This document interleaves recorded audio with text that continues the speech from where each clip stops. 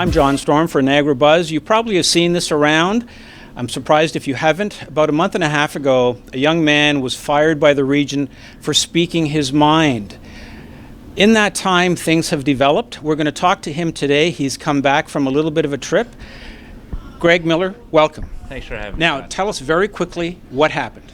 So what happened was, for about 3 or 4 years, I'd been posting anonymously on newspaper forum comment sections and on Twitter recently under the pseudonym Niagara Next. Now, this was an anonymous account that I used to basically discuss local issues, including politics, but also local events and things that impacted Niagara, just to sort of voice my opinion about them. Greg, one thing that surprised people was the speed with which you were fired.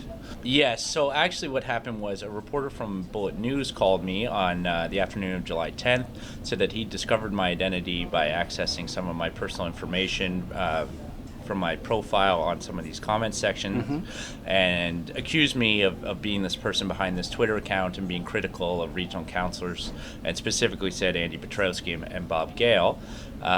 I denied that at that time and hung up the phone and sort of went about my day. And then about 2 hours later, I was called back into the region and terminated at that point. So, Greg, Bob Gale started Bullet News. His family owns Bullet News. When your identity was leaked by Bullet News to the regional chair, and Bob Gale is a member of regional council, what went through your mind?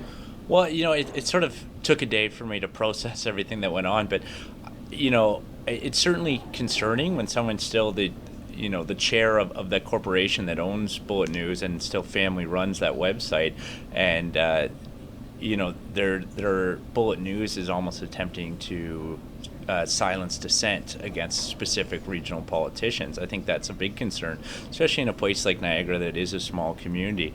And we already, there's issues. It's a big issue in the 21st century about the connection between politicians and the media. Yes. And certainly they're supposed to be separate as best we can. Other news organizations have said they wouldn't access my private information in this manner, sometimes even in the case of the police requesting it, because it is such a breach of privacy. I think that certainly any time that there's an attempt to stifle, political discourse or opinions being made, then it's going to have that sort of chilling effect on other people who might share the same opinion, or even other people who completely disagree with me and want to voice that opinion. Are they scared now there's going to be some backlash against that? We need to have some honest conversations and open conversations in Niagara, because there's a lot of things I think people would like to see changed around here.